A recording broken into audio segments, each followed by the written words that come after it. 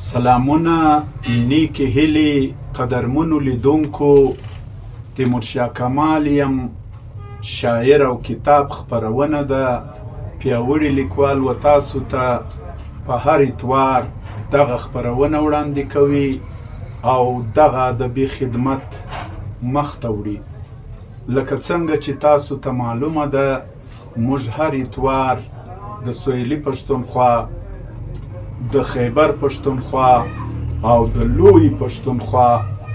بیلابیل لیکوال، شاعران، تاریخي کتابونه، ادبي کتابونه او افسانې، ناول او د پښتو ادب بیلابیل اصناف چې چا پکې کار کړی وي او چا پکې زیار کښلی وي هغه و تاسو ته معرفي کوو. قدرمنو لیدونکو، زموږ په نننۍ خپرونه کې د ما سره ښاغلی ځوان شاعر عبدالمالک کلمیار او زلمی شاعر نعمت ظهیر دواړه تشریف لري. موږ به نن و تاسو ته د یو ډېر لوی لیکوال او د یو ډېر لوی عالم چې دا وخت په سهیلي پښتونخوا کې د ځلان د ستورو په شان بریښي د ده یو کتاب تاسو ته معرفي کوو. او زموږ د نن دغه لیکوال ښاغلی قدرمن ډاکټر عبدالرؤف رفیقي صاحب دی. بلې او ډاکټر عبدالرؤف رفیقي صاحب دغه کتاب پښتو ادب ته، پښتو لیکوالو ته او د پښتو مینوالو ته لیکلی دی او د دې کتاب نوم دی ملګرو د عالم ارواح سهل، یعنی د هغه ارواحانو سره ډاکټر عبدالرؤف رفیقي صاحب د زړه خواله کړي دي د ادب او د شعر د لارې. زه به لومړی د ډاکټر عبدالرؤف رفیقي پر شخصي ژوند باندې څه رڼا واچوم. ډاکټر عبدالرؤف رفیقي په خټه اڅکزی اشیزی دی او د چمن د سهیلي پښتونخوا د باډري ښار چمن اوسیدونکی دی. د خپلې لومړنۍ زده کړې په چمن او کوټه کې ترسره کړې او بیا یې دغه سفر و مخته جاري وساتئ. د دې سره سره یې په الایډ بینک کې ملازمت اختیار کړي او د الایډ بینک سره سره یې په ریډیو پاکستان کوټه کې ادبي پروګرامونه کول او بیا یې په پی ټي وي بولان او پی ټي وي کې ادبي په خپرونې پیل کړې. یعنی داسې ډګر او داسې میدان د محترم ډاکټر عبدالرؤف رفیقي څخه په ادبي دنیا کې پاته نسو چې دی د خپل نیلی پکې راونزغلوي. په کال 2005 او د 2000 په مابین کې ډاکټر عبدالرؤف رفیقي پښین ته د بینک د ملازمت په دوران کې پښین ته رابدل سو او زما د دفتر څنګ ته یې د ده د الایډ بینک وظیفه هم وه. څه وخت چې دی پښین ته راغی نو د ما سره یې او زما د ټولو ملګرو سره یې ادبي بانډارونه د مازدیګر د 5 بجو بعد، د مازدیګر د لمانځه بعد به موږ او رفیقي صاحب د شپې تر 11 بجو پورې بانډار کاوه. زموږ سره په دې بانډار کې به ډېر خواږه ملګري چې دا وخت زموږ په منځ کې نسته، محترم ارواښاد یار محمد صاحب، محترم ارواښاد محمد اسلم غلجي صاحب او ارواښاد خدایداد خان کاکړ صاحب او ارواښاد اغاجان صاحب، ارواښاد عبدالکریم عادل صاحب. دغه ملګري به موږ ټول د رفیقي صاحب په شمول سره کښېنستو او ادبي بانډارونه، ولسي بانډارونه، مجلسونه او ګپې به مو کولې. رفیقي صاحب د طبیعت د لحاظه خوشمزاجه، خندرویه او ډیر خوندور انسان دی. د خپل دغه ادبي سفر په دومره تیزۍ، په دومره برق رفتارۍ سره مخته یووړی چې څه موده پس یې په خپل علم کې دومره اضافه وکړه چې پر علامه اقبال لاهوري باندې یې پی ایچ ډي وکړه او بیا یې حکومت لخواسه وده ته آفر وسو او دی دا وخت په لاهور پاکستان کې د علامه اقبال یونیورسټۍ وایس چانسلر دی. موږ په د ویاړ کوو، موږ په د فخر کوو د چې کوم ادبي خدمات سرته رسولي دي، د چې څومره ژر خپل علمي سفر جاري وساتئ د برېښنا په څیر، او نن یې و ډېر لوړ مقام ته ځان ورساوه او نن پر هغه مقام باندې په لاهور کې د علامه اقبال یونیورسټۍ وایس چانسلر دی. الله دې راته ژوندی لري. موږ یې د روغ صحت دعا کوو. ملګرو راځمه د ده د دغه کتاب لور ته چې د علم اروا سهل نومیږي. په دغه کتاب کې رفیقي صاحب 12 ملاقاته کړي دي. په دغه 12 ملاقاتو کې بیلابیل هغه نومیالي او ننګیالي شخصیتونه شامل دي چا چې په دې دنیا کې ډېر غټه توره وهلې وه او ډېر لوی خدمات یې خپل قام او اسلام له کړي وو. تر ټولو لومړی د کتاب پیژندګلو درته کومه. د کتاب نوم دی د علم اروا سهل، ویناوال ډاکټر عبدالرؤف رفیقي صاحب او خپرونکی رؤف رفیقي څېړنیز مرکز، کاسي روډ، کوټه. د خپرونو لړ 6 او تعداد 500. کمپوزر مطیع الله محرابي، چاپونکی کتاب دوست پبلیشرز، کاسي روډ، کوټه. قدرمنو لیدونکو، رفیقي صاحب د خپل کتاب په لومړنۍ خبرو کې موږ او تاسو ته د دې کتاب په هکله چې د علم اروا سیل نومیږي دی خپل وضاحت او هغه لومړنۍ خبرې داسې پیلوي: انسان چې له محدود مادیت څخه نفس تنګی سو، نو بیا ولا محدود معنویت ته یې مخه کړه چې اساس یې پر ابدیت ولاړ دی. د روح تسکین او د قلم د آرام د پاره د عرفان په داسې ټالونو راوځنګېږي چې وده ته آرام او دوام وربخشي. که نړیوال ادبیاتو ته ځیر سو، 600 کاله وړاندې ایټالوي شاعر دانتا هغه شاعر و چې کامیډیه ولیکله. دا د افلاکو سحر و. د افلاکو په دغه سیل کې د هغه لار شود کې چیز و چې وده ته یې لارښوونه کوله. د شاعر په بیلابیلو سیارو د بیلابیلو شخصیاتو د ارواحانو سره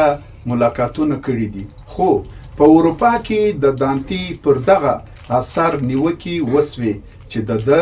د دغه آسماني ډرامې پلاټ د اسلام د پیغمبر حضرت محمد صلی الله علیه و آله وسلم څخه اخیستل سوی دی. د دانتی و دغه اثر ته اروپا ډیوان کامیډي ویل کیږي. خو د نن څخه 80 کاله وړاندې د شرق ستر زیرمخوار علامه اقبال لاهوري د آسیا ډیوان کامیډي وکشه او نوم یې جاویدنامه ورباندې کښېښوی. علامه اقبال د دغه جاویدنامې پس بیا په ننني عصر کې چا دا هڅه نه وه کړې چې دغه فکر یا دا خبره رابرسېره کړي او روحاني ملاقاتونه وکړي. خو رفیقي صاحب په خپل وضاحتي خبرو کې کاږي چې نو دغه هڅه ما لومړنۍ و پښتو ته را انتقال کړه او دغه د عالم اروا سیل نومي کتاب می چاپ کړي. په دې کې رفیقي صاحب 12 ملاقاته کړي دي چې په دغه ملاقاتو کې لومړی ملاقات د مولانا جلال الدین بلخي رومي سره ملاقات، له سید جمال الدین افغاني سره ملاقات، د علامه اقبال لاهوري سره ملاقات، له محمود غزنوي سره ملاقات، او له احمد شاه بابا ابدالي سره ملاقات، له غازی امان الله سره ملاقات، او له بارودو د موجد سره ملاقات، له طارق بن زیاد سره ملاقات، له شمس تبریزی سره ملاقات، له ابراهام لینکن سره ملاقات، له فاطمه بنت عبدالله ملالی میوندی او ناهید افغانی سره ملاقات، له خپلې ځوانۍ سره ملاقات. ملګرو دغه روحاني ملاقاتونه دي چې د اروا په ذریعه سره سوي دي او رفیقي صاحب دغه ملاقاتونه و موږ ته په شعري ژبه باندې را نقل کړي دي. او دا راځي دغه لومړی ملاقات د علامه اقبال لاهوري سره چې کوم ملاقات د کړی دی، روحاني ملاقات په هغه کې دی داسې وایي: په هندي ادب سلام مې د اقبال کړ، په یوه ساه مې ورته تیر ټوله احوال کړ. رفیقي وایي او ما ویل زیر کمیونیزم نیمه خواصو، ویل خوار مسې دا بل دي هم په ناسو، بیا یو مست شور د تکبیر د ککو مشلی، او دی روان د کوی کاف د څوکو مشلی،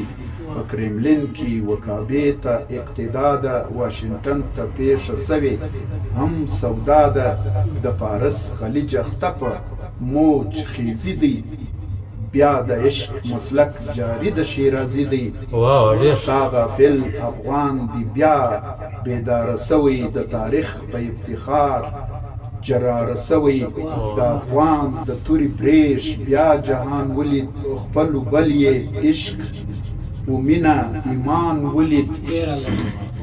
او د اسیا د زړه توفان دی پورته سوی، د خودی څښتن ملت را پورته سوی، جهانگیر او جهان بین یې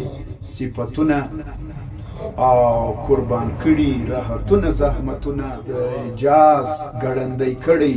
ستا اسرار د خودی زموږ پر زړه تحریر دی، ستا رموز د بی خودی د رنز اکثر دی، ای د شر حاکمه ای دانا د رازه،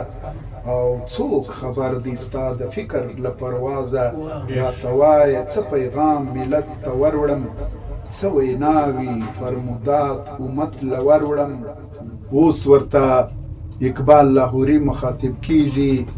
د حرم پاسبانۍ له په یوه خولسئ، روبیني له تر کاشغره سره ملسئ، د نژاد ویني و ژبې بوتان مات کئ، له زړونو نه اثر دولت منات کئ، هندیان ترکان افغان ایرانیان یو دي، چې دا ټوله په ایمان قرآن یو دي، ګام الویشت بچهی ځان محدودول دي، او راتایه یوه نسخه د پاک قرآن کړه، ویل ځه اوس ټول واقع پر درس جهان کړه، د ملت غم وویل چې درځه بس دی، د ملت غم وویل چې درځه بس دی، خبرتیا د دې سفر دی د هر کس دی، او اګاهي ورکړه په رمز د ژوند یې پوکه، اګاهي ورکړه په رمز د ژوند یې پوکه، او د عرفان او د توحید په خوند یې پوکه. هغه ملاقات چې روحاني ملاقات و او د علامه اقبال سره د رفیقي صاحب د زړه خواله و، چې په نظمي ډول ملګرو موږ تاسو ته وړاندې کړل. په بل ملاقات کې ډاکټر عبدالرؤف رفیقي صاحب له محمود غزنوي سره ملاقات کوي، او ورته وایي د ملت غم راوستم یو بل پړاو ته مخامخ د لوی میړانې و کړاو ته هر مرغه چې و پرواز ته آماده سي هر مرغه چې و پرواز ته آماده سي د ادب د احترام په ایاده سي او د غازی فاتح ښاغلي لوی افغان دی شخصیت یې جلوګر په ټول جهان دی نوشته د تخت پر سر یې بت شکن دی لوی مؤمن دی درست جهان د ده مسکن دی غزنوي محمود دی شان جلوه افروز دی د افغان پر روان حال اخته په سوز دی همنشین د سنایی و خورکانی دی لوړ اقبال بلند نظر کې جهانی دی په ادب او احترام یې په سلام سوم دې ښاغلي همتناک ته په کلام سوم اوس نو رفیقي صاحب ته محمود غزنوي جواب ورکوي وای ما ویل د دوو دستو توري خاوند د ملت د افغاني ټبر پر ضد یو وار بیا پر هند د کفر غلبه ده او بیا مندر دی بیا د رام دبدبه ده بابري مسجد یې هسې ویجاړ وران کړ یو غوبل یې بیا یو مینه د یزدان کړ بیا لاسبري بالادسته سومنات دی بیا دوران ستا پر ملت ولات منات دی په کشمیر کې مسلمان بیا حلالیږي بیتا کله له هندوانو سره کښېخیږي بیا د پیر لوحیا پتی لیلامیږي بیا پر نام مو ټیټ سرونه قربانیږي ولې نه شوري پاڅون ته دی خیال نسته